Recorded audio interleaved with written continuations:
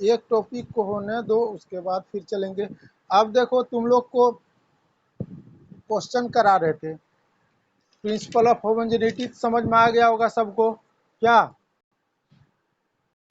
आ गया होगा? तब तो कोई भी क्वेश्चन बना सकते हो तुम लोग। प्रिंसिपल ऑफ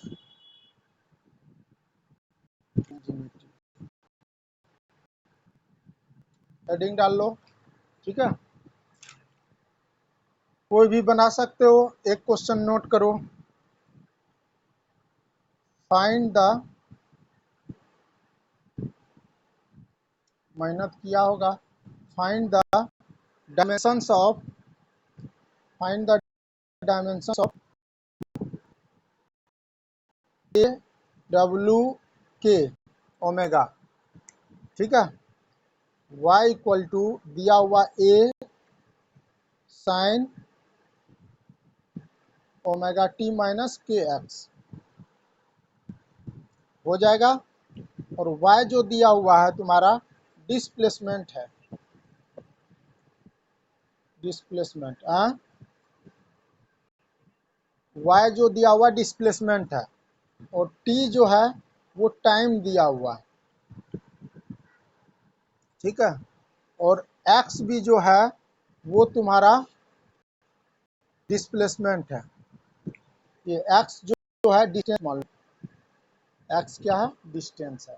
तो देख लो क्वेश्चन को थोड़ा सा, ये नोट करो, दिखा दे रहा, ये है क्वेश्चन।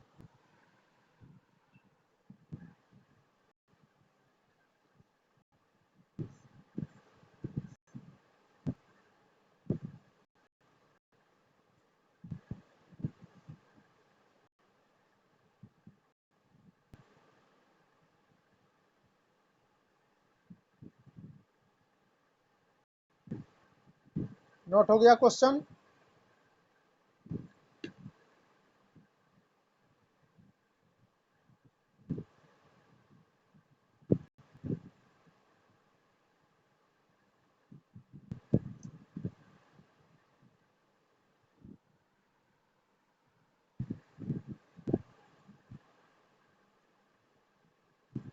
कोई बता सकते हो ये बन जाएगा या नहीं बनेगा? नहीं, किस अप्रोच से करोगे बता दो, समझ जाएंगे, बन जाएगा। अप्रोच बता दो कोई।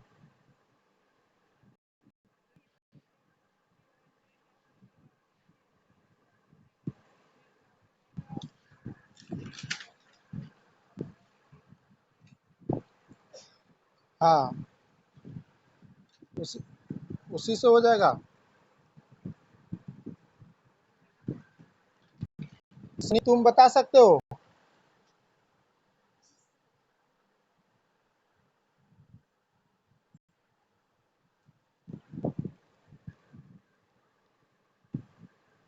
कोई बता सकते हो?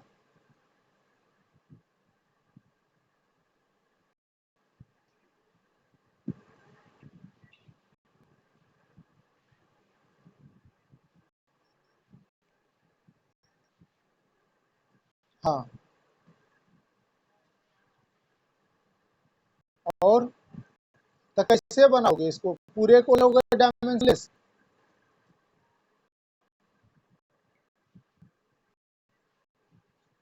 देखो सही बोल रहा है, देख लो, एक चीज तो सही है, लेकिन इसको देख लो थोड़ा सा।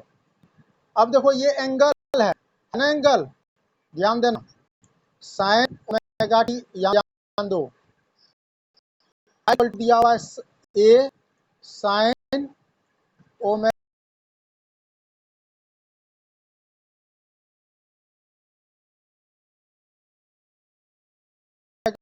टी, क्या एंगल है,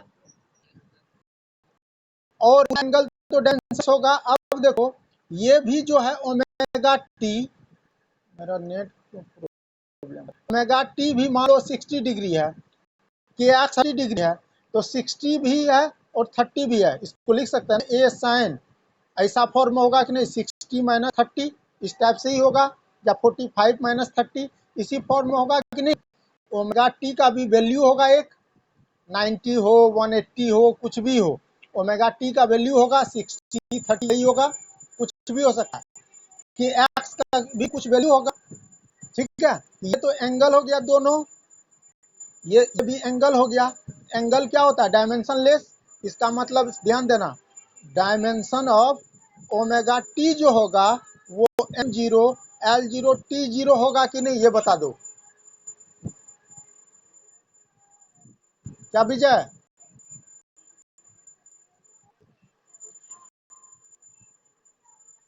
तो डायमेंशन किसका निकालने बोल रहा? ओमेगा का, और टी का तो टी होता है।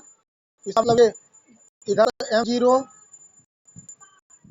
l0 t0 है, इसका मतलब डायमेंशन ऑफ ओमेगा क्या हो जाएगा? टी माइनस 1 कर लो पहले,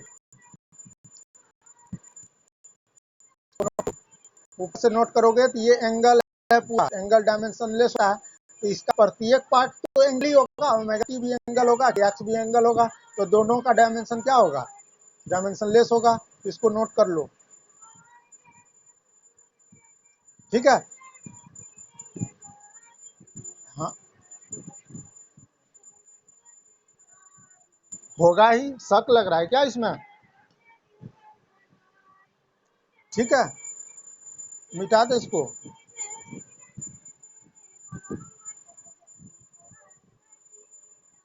ठीक है, नोट कर लिया ना इसको।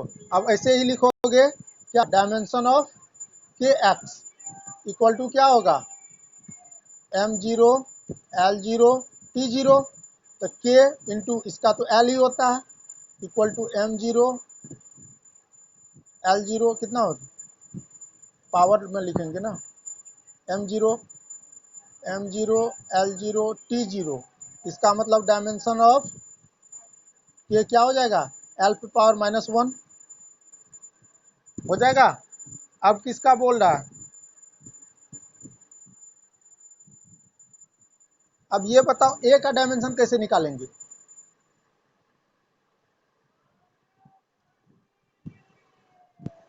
ये निकाल लिया।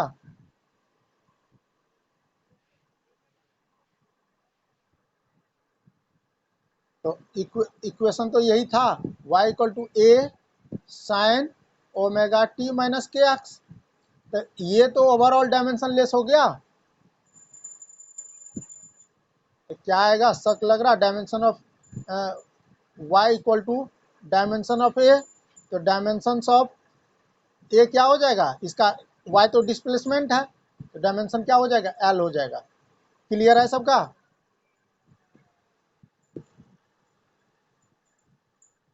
ठीक है,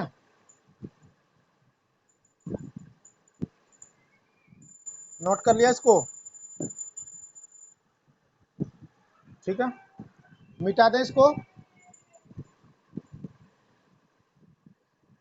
ठीक है, इसलिए कोई क्वेश्चन नहीं बनता, उसको पेंसिल से मार्क कर दो, और आगे जिस टाइप का कंसेप्ट कर रहे हो उस टाइप का बनाया करो। बाद में पता चला वो क्वेश्चन भी आया तो नहीं बना, तो प्रॉब्लम है। देखो, हेडिंग डालो, क्योंकि छोटा टॉपिक है नहीं। Application of application of DA का क्या बोले थे full form?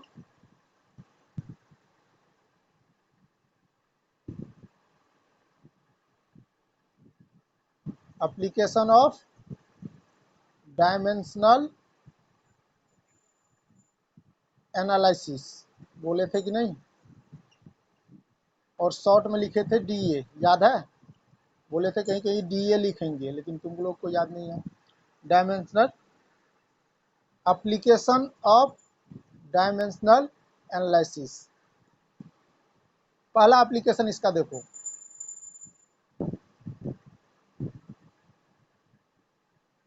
Checking the correctness checking the correctness of an equation, checking the correctness of an equation, equation को चेक करना।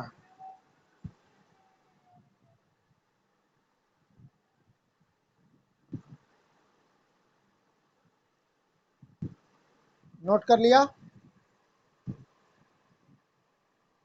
एप्लीकेशन ऑफ डायमेंशनल एनालिसिस में पहला जो है checking the correctness of an equation. किसी भी इक्वेशन को करेक्ट है डायमेंशनली, इसको कैसे चेक करोगे? मिटा दे इसको।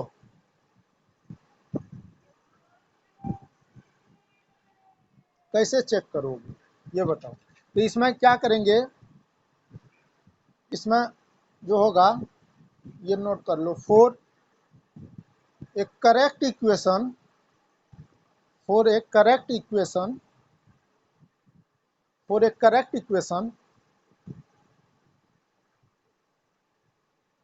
Dimension of each term, dimension of each term on LHS should be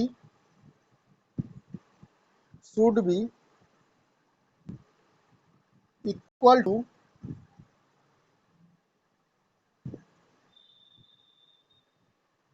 dimension of, कोई लॉबी में है क्या, each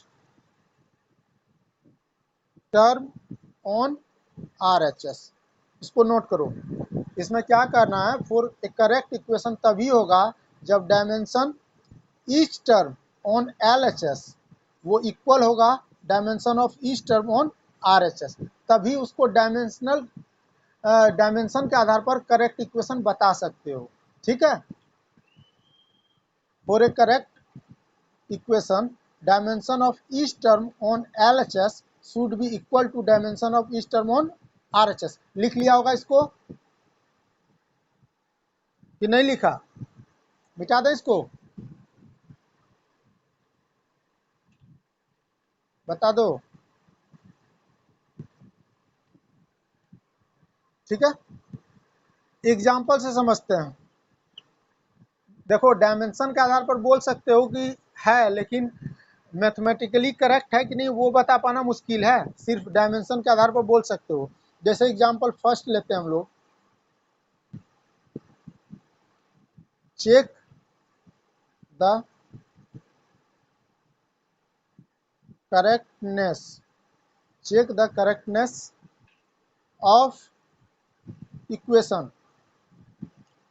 S equal to u t plus half a t square.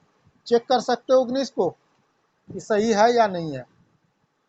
और यहाँ पे दिया हुआ है, ये दिया हुआ है कि एस जो होगा वो क्या होगा, डिस्प्लेसमेंट,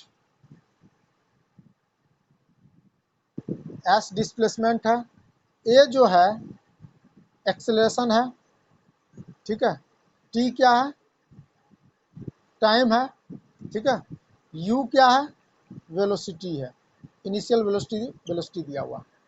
लिख लिया यहाँ तक? ठीक है, ये लिख लिया। Check the correctness of equation given में यहाँ पे s displacement, a acceleration, t time और यू वेलोसिटी है दिया हुआ।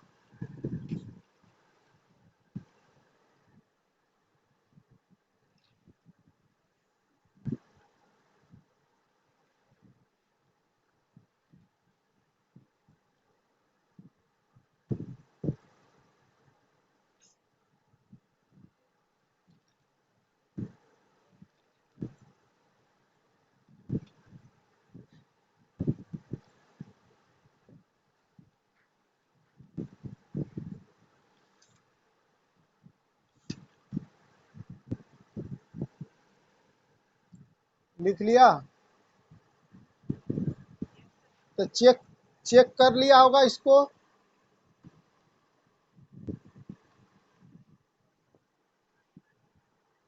तो देख लो क्या करना है, देख लो एक क्वेश्चन। LHS, LHS पार्ट में क्या है, डायमेंशन ऑफ एस देखेंगे, वो क्या है, एल है कि नहीं।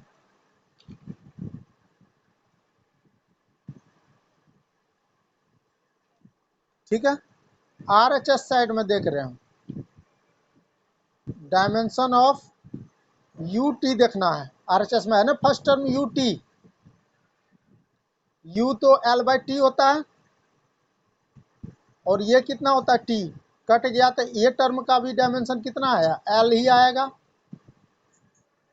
अब डायमेंशन ऑफ इसका देखोगे half a t square, half का तो कुछ नहीं होगा, ए का होता है एल बाई टी स्क्वायर, होता है कि नहीं, और इसका कितना होता है टी स्क्वायर, टी स्क्वायर से टी स्क्वायर मर गया, क्या बचेगा, एल ही तो बचा। तो डायमेंशन के आधार पर बोल सकते हो कि ये इक्वेशन क्या है, करेक्ट है। क्लियर है सबका, ये स्टार्टिंग से देख लो, एल एच एस लिए यहाँ पे नोट कर लिया होगा, R H S dimension of U T L आया और dimension of half a t square भी एल ही आया, ये नोट कर लिया।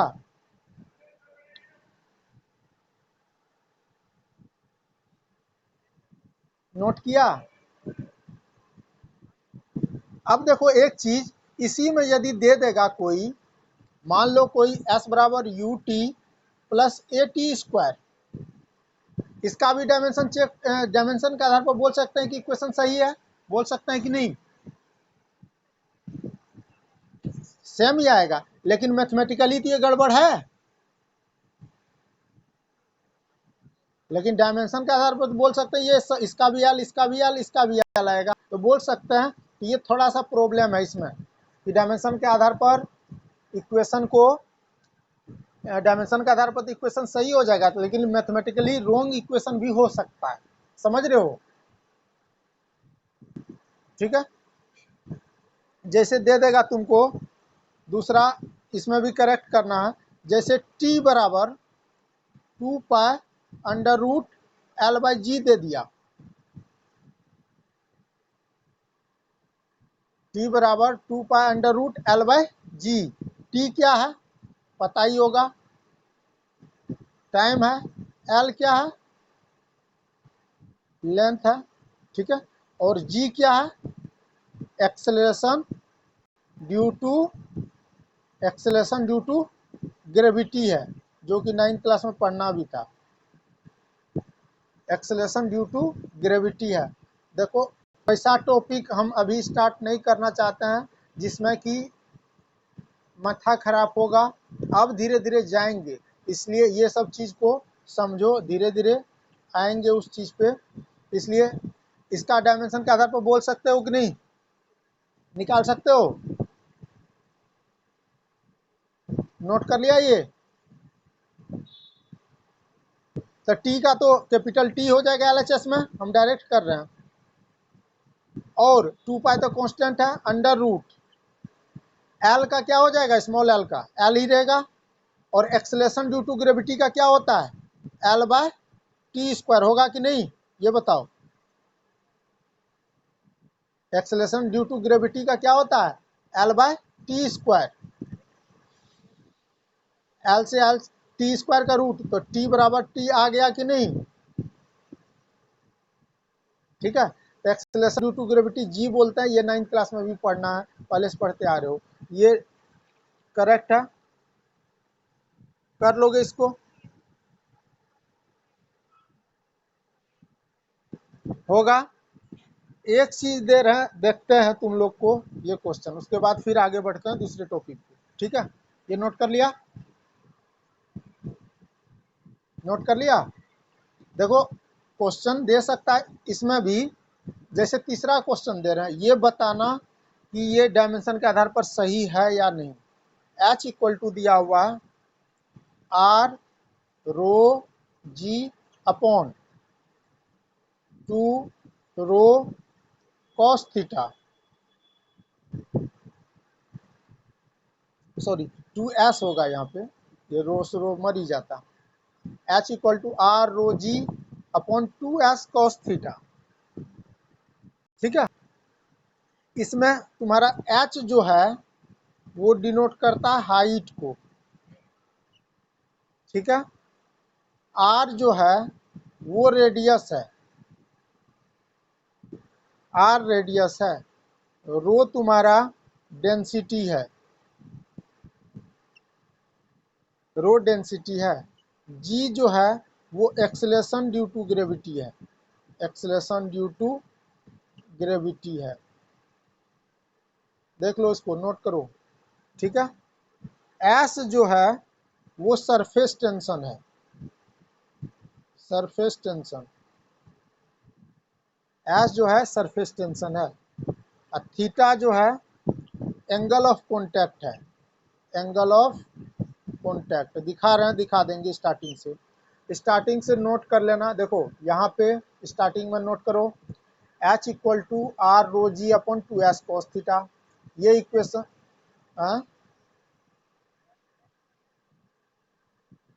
एस पहले ऊपर से दिखा रहे हैं, ऊपर नोट करना है। तो H equal to r rho g upon 2s cos theta. अब नीचे आ रहा है, H है हाइट, R है रेडियस, रो है डेंसिटी, G है acceleration due to gravity, S है सरफेस टेंशन, ठीक है, और थीटा है एंगल ऑफ कॉन्टैक्ट। नोट कर लिया।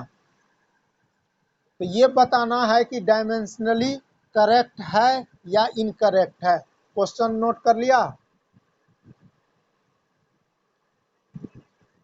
थीटा एंगल ऑफ कॉन्टैक्ट है, angle of contact, angle of contact है, लिख लिया। फिर से दिखा रहे हैं, देख लो। एच जो है r rho g upon 2s cos theta, h जो है height, r radius, rho density, g acceleration due to gravity, s surface tension है। तुम लोग जब पढ़ा होगा तो सरफेस टेंशन का डायमेंशन सबको पता होगा, जो भी लिखा होगा याद ही होगा। बोले थे मेमोरी में रखने के लिए भी। अब सरफेस टेंशन का तुम लोग को क्या होता है, T-2। सरफेस टेंशन का फॉर्मूला क्या होता है?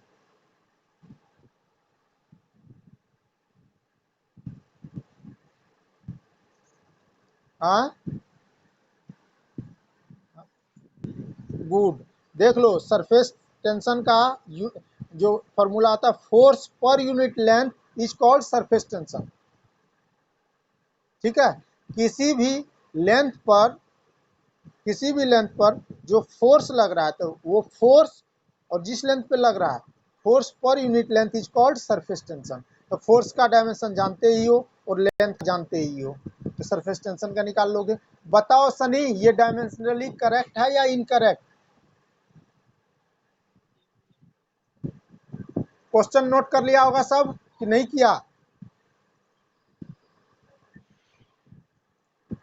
और हाँ, बार बार बोल रहे हैं कि ये सब सरफेस टेंशन आ रहा है। किसी भी लेवल में पढ़ रहे हो तुम, किसी भी स्टैंडर्ड में पढ़ रहे हो, सरफेस टेंशन को एस से डिनोट करते हैं, और फोर्स पर यूनिट लेंथ होता है। ये जान सकते हो तुम लोग, चाहे 9th में पढ़ो, 8th में पढ़ो, 10th में पढ़ो, और ये जानना खराब ही नहीं होगा, क्योंकि फोर्स के बारे में सब जानते हो, लेंथ के बारे में बचपन से जानते हो। तो force per unit length is surface tension. जब इस टॉपिक में आएंगे तो उस पर डिस्कस करेंगे। इसलिए ये सब चीज़ को याद करो। इंसान जीके को याद करता है, पहले भी लिखे भी थे हम कि लूसेंट बुक मोटा सा रहता है, उसको याद कर लेता है स्टूडेंट। तो ये कौन बड़ा चीज़ है, तभी से करोगे तो अच्छा होगा।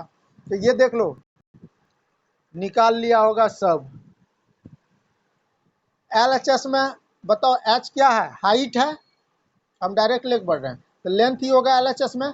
तो आर एच एस में भी लेंथ ही आना चाहिए, तभी डायमेंशनली करेक्ट कहेंगे, कहेंगे ना। तो आर तो रेडियस है, तो ये लेंथ हुआ, सॉरी ये लेंथ हुआ, तो एल हो गया रेडियस का। डेंसिटी, डेंसिटी क्या होता है? मास पर यूनिट वॉल्यूम, ये डेंसिटी। हाँ हाँ, तो इसको मास पर यूनिट एल क्यू बोल सकते हैं कि नहीं? और एक्सेलेरेशन ड्यू टू ग्रेविटी अभी भी किए थे, उसका क्या होता है? L by T square. जो एक्सेलेरेशन का होता है वही एक्सेलेरेशन ड्यू टू ग्रेविटी का होता है, एल अपॉन टी स्क्वायर। नीचे देखो, टू था, टू का तो कुछ नहीं होगा। सरफेस टेंशन का अभी देखे हो, क्या देखे हो? फोर्स पर यूनिट लेंथ बोलते हैं। तो force per unit length, force का होता है M L T-2, हम लिख ही देते हैं, अपॉन लेंथ का L हो गया, इनटू, और कुछ होगा क्या?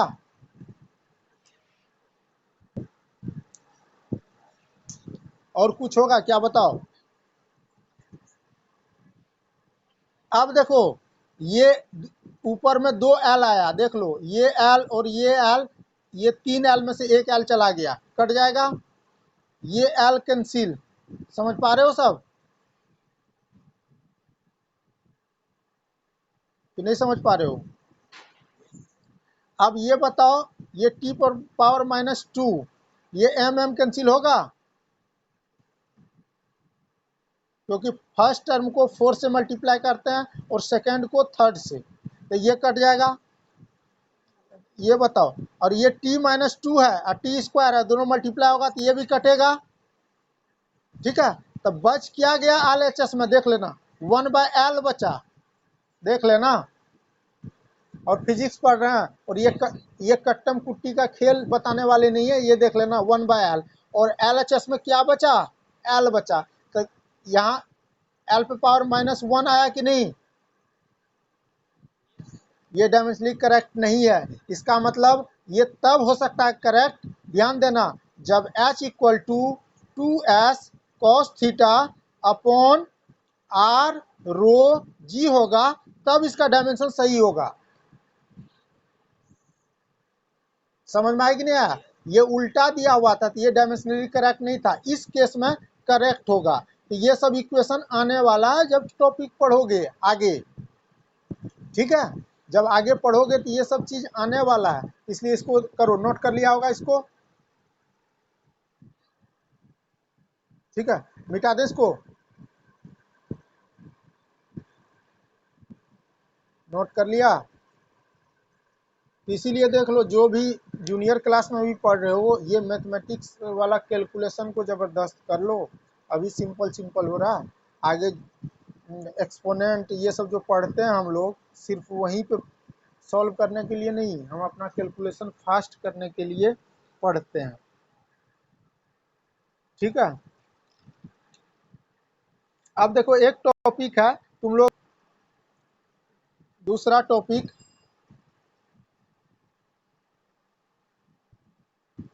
कन्वर्जन ऑफ यूनिट्स,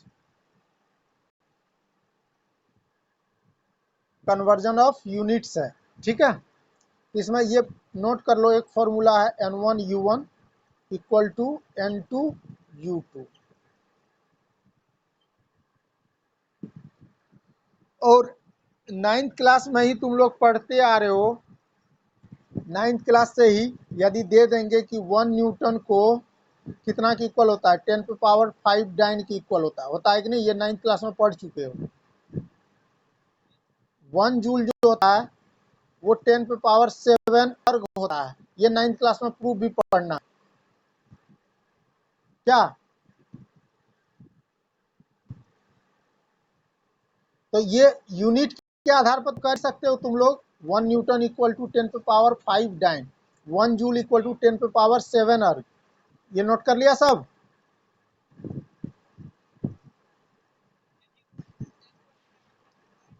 अर्ग ERG,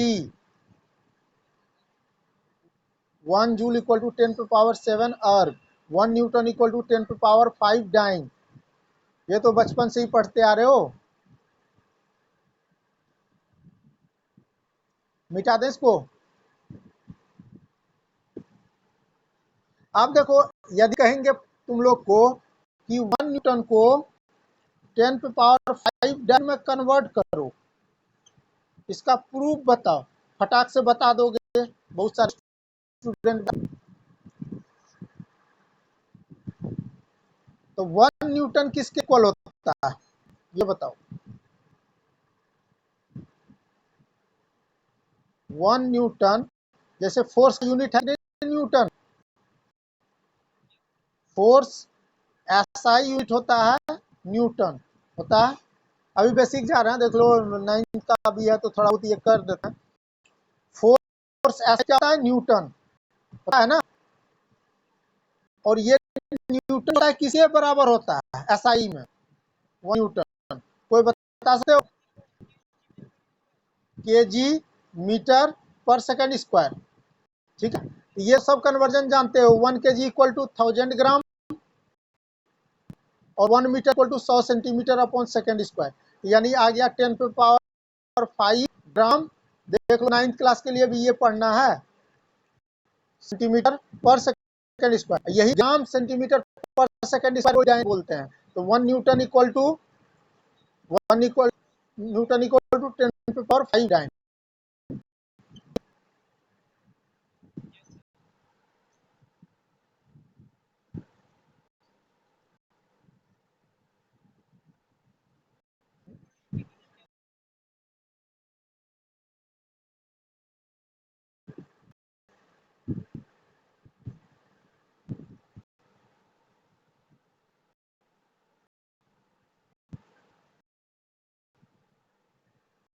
नोट कर लिया? तो अभी इसी में हम दूसरा चीज बता समझना कि ये सर बता दिए हैं, ये तो 9th में ही पढ़ना था, ये दिए हैं, ये बताने का रीजन है। इसको मिटा दें। अब दूसरे तरीके से इसको कैसे कर सकते हो?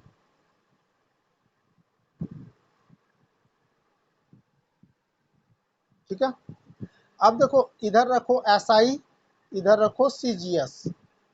ठीक है, ये बताए कि नहीं? तो 1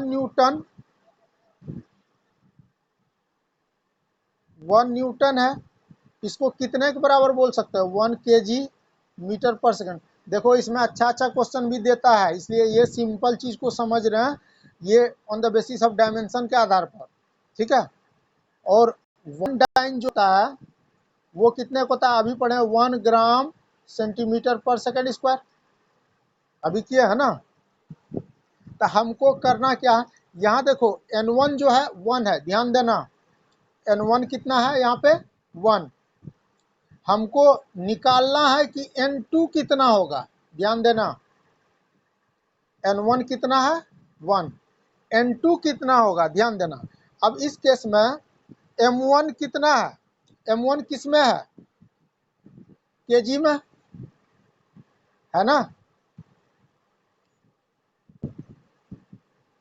L1 किस में दिया हुआ है? मीटर। मीटर का L1 होगा कि नहीं डायमेंशन? kg का डायमेंशन क्या होगा? M1। और T1 किसका डायमेंशन होगा? सेकंड का होगा ना? हाँ, तो यही चीज बोल रहे हैं कि अभी अच्छा क्वेश्चन आएगा ना। यदि इस क्वेश्चन बहुत इजी क्वेश्चन है, पहले तो on the basis of units SI से CGS में कन्वर्ट किए हैं, और यही क्वेश्चन स्टैंडर्ड क्वेश्चन आ जाएगा ना जी एडवांस वगैरह वाला, तो देख लेना उसमें। इसलिए बच्चा वाला क्वेश्चन से ही समझा रहे हैं। M2 जो पढ़ा हुआ है, M2 कितना होगा? ग्राम। M2 ले लिए। L2 को किस में लेंगे हम? सेंटीमीटर। और ये क्या हो जाएगा? T2 किसका हो जाएगा? सेकंड का होगा कि नहीं? ये लिख लिया। तो ये बताओ U1 का जो होगा डायमेंशन क्या है? M1 L1 और क्या होगा बताओ? T1 पे पावर -2 होगा कि नहीं? और U2 जो होगा वो क्या होगा डायमेंशन उसका? M2 L2 और T2 पे पावर -2 होगा कि नहीं देख लो। जो क्वांटिटी दे रहा है तुम्हारा न्यूटन को डाइन में, ये नोट करो। समझ में आ रहा है? हाँ, तो ये देखो वहां पे दे देगा कि डायमेंशन के आधार पर तुम कन्वर्ट करके बताओ। ठीक है, तो बताओ। तो अभी तो सिंपल चीज देख रहे हो, अभी 1 न्यूटन इक्वल टू 10⁵ डाइन समझ में आ गया सर। ये तो बच्चा वाला चीज बता रहे हैं कि 1 ग्राम जो 1 किलोग्राम इक्वल टू 1000 ग्राम, और इसी में दे देगा। इस टाइप से कर रहे हैं हम लोग। न्यूटन वाला जो था इसको क्या करते हैं? kg मीटर पर सेकंड स्क्वायर में करते हैं कि नहीं? तो उसका kg मीटर पर सेकंड स्क्वायर को मान लेंगे U1, तो उसका डायमेंशन यही होगा कि नहीं? M1 L1 T1 पे पावर -2 होगा कि नहीं, ये बताओ। और यहाँ पे है तुम्हारा ग्राम सेंटीमीटर पर सेकंड स्क्वायर है, तो इसका जो U2 मान लेंगे तो M2 L2 T2 पे पावर -2 होगा कि नहीं, कि सस्पिशन लग रहा है, ये बताओ। क्लियर है? यहाँ तक नोट कर लिया अच्छे से? अब देखो फॉर्मूला क्या लिखाए थे, N1 U1 equal to N2 U2। N1 तो अब देख लो हमको N2 निकालना है, तो क्या हो जाएगा N1 इंटू N2 निकालना है, तो U1 अपॉन U2 होगा कि नहीं, ब्रैकेट में ले लो, होगा कि नहीं बताओ, कि दिक्कत है इसमें?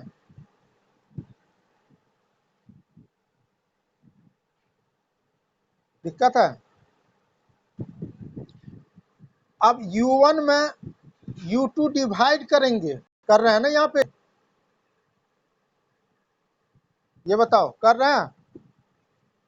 तो टाइम वाला जो एक्सप्रेशन है वो तो कैंसिल हो जाएगा, किसी भी यूनिट में T1 T2 तो दोनों इक्वल होगा, सेकंड का ही यूनिट है, वो तो कैंसिल आउट हो जाएगा, होगा।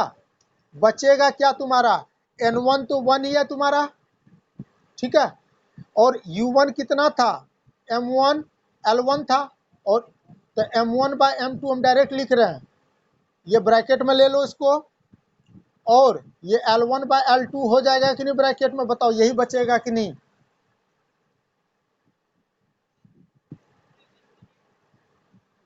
इधर जो था तुम्हारा क्या था, 1 kg मीटर पर सेकेंड है ना, तो हमको N1 N2 में रिलेशन लाना है, तो N1 को हम 1 माने हैं रिलेटिवली, तो N2 निकालना है कितना टाइम्स होगा N1 से, ठीक है।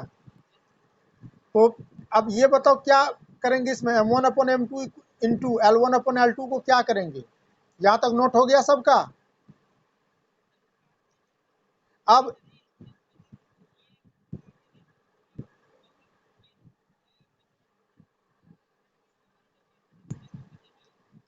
यहाँ तक पहले नोट किया कि नहीं सब? ठीक है, नोट कर लिया। अब एक चीज काट कैसे दोगे, M1 का यूनिट किसमें था, M1 किसमें था, और नीचे वाला L1 अपॉन L2, M1 था, ये कितना हो जाएगा 10 पे पावर 3 ग्राम होगा कि नहीं, और नीचे तो ग्राम में था ही, और ये कितना था L1 कितना था मीटर में, 10 पे पावर 2 सेंटीमीटर होगा कि नहीं, और नीचे सेंटीमीटर, यूनिट कट गया, तो N2 इक्वल टू कितना हो जाएगा 10 पे पावर 5, ये हो जाएगा, नहीं समझ में?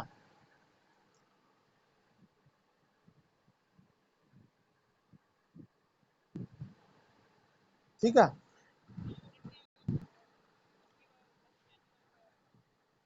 क्या आना चाहिए बताओ,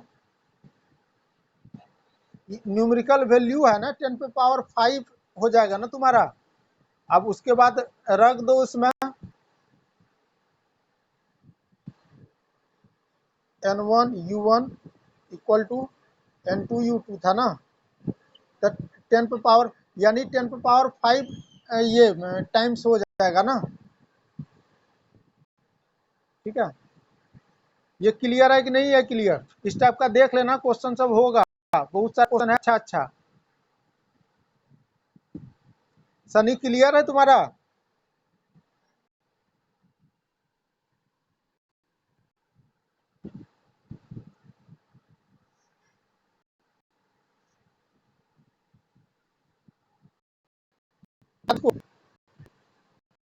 और इसका भी क्वेश्चन होगा, देख लेना, ठीक है। एक क्वेश्चन है अ, तुम्हारा,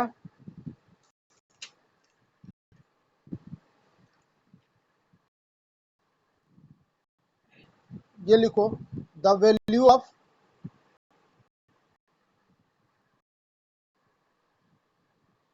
universal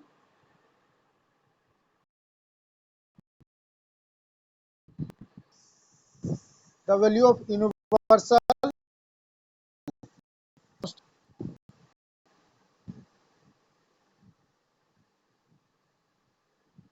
constant G equal to 6.67 into 10 पे पावर कितना होता है -11 न्यूटन मीटर स्क्वायर पर केजी स्क्वायर, है ना। ये वाला,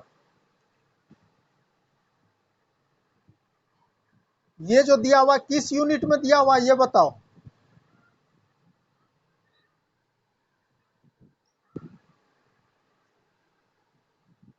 किसमें दिया हुआ है? एसआई यूनिट में, इन इन एसआई यूनिट, ठीक है, एसआई यूनिट में। तो इसी क्वेश्चन को दे देगा find its value. It's value मतलब किसका? कैपिटल जी का, ठीक है। Find its value in CGS unit. क्या करोगे ये बताओ।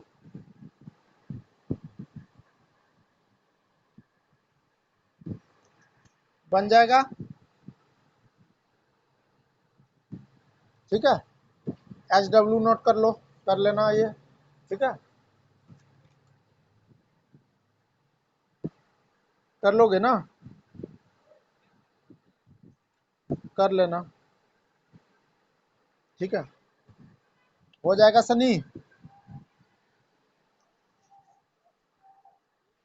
इसको चाहोगे तो वैसे भी कर सकते हो डायरेक्ट, 1 न्यूटन किसके इक्वल होता है डाइन में, मीटर कर दोगे, डायरेक्ट भी कर सकते हो उसको, क्या।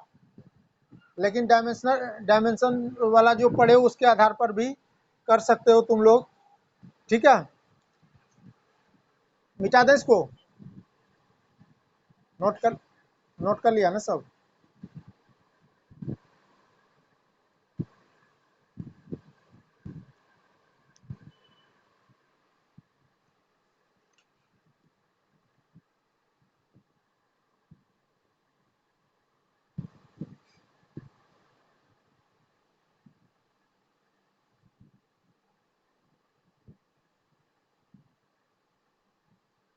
सनी क्वेश्चन भेज देना तुम अपना, ठीक है।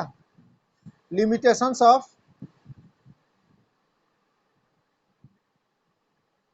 डायमेंशनल एनालिसिस, ठीक है।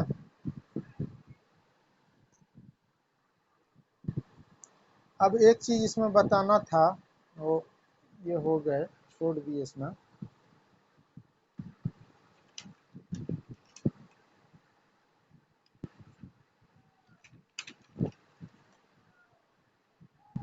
एक चीज करना था,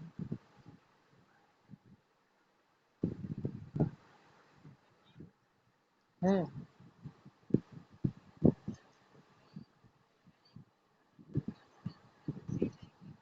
कौन सा क्वेश्चन का? वही रेसिस्टेंस वाला, हाँ, आज भेजा था।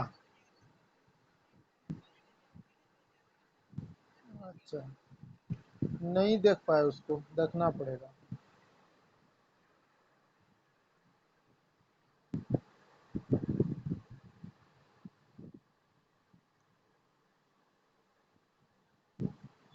तो देखो इसको अगले दिन ये कर देंगे, ठीक है। अब इस टॉपिक को कर देंगे अगले दिन। उसके बाद जिसको जिसको क्वेश्चन में प्रॉब्लम होगा वो सेंड कर देना, ठीक है। अभी तक जो पढ़े हो उसके अलावा जो जैसे तुम्हारा सनी का है, पैरालेक्स एंगल वाला है प्रॉब्लम, या और कोई प्रॉब्लम फंस रहा है जो नहीं बताए तो ये भेज देना, क्योंकि अब उतना चीज़ याद भी नहीं रहता है तो कोई टॉपिक छूट जाएगा, या अभी बहुत क्लास है इसमें लेना। तो ठीक है सनी, क्वेश्चन भेज देना। किसी को प्रॉब्लम होगा, जैसे सनी को प्रॉब्लम है तो वो भेज देना, तुम लोग को भी कोई प्रॉब्लम होगा तो भेज देना, हम डिस्कस कर देंगे। और अभी बहुत है इसमें पढ़ना, बहुत कुछ पढ़ना है, जैसे लिस्ट काउंट वगैरह पढ़ना है, ठीक है। एरर एनालिसिस पढ़ना है, सिग्निफिकेंट डिजिट पढ़ना है। उसके बाद तुम लोग को वही बोले वर्नियर कैलिपर पढ़ना है। तो ये सब काफ़ी इंटरेस्टिंग चीज़ है। तो सिलेबस छोटा नहीं है, अब उसको बाईपास करके टीचर पढ़ा देगा तो कुछ हवा पानी भी नहीं लगेगा, लेकिन बाईपास करके हम नहीं चल रहे हैं, लगभग सिलेबस को लेके ही चल रहे हैं, इसलिए उसको ये करना, ठीक है। और आईआईटी का क्वेश्चन एडवांस वगैरह का भी करवाएंगे, वो देखना 2017, 16 इस टाइप का भी क्वेश्चन करवाएंगे, लेकिन पहले एक बार कर लो तुम लोग, उसके आधार पर फिर बताएंगे, ठीक है। और अब देखते हैं अगले क्लास में, और भेज देना, किसी को डाउट होगा तो भेज देना, ठीक है। हाँ, गुड इवनिंग, थैंक यू।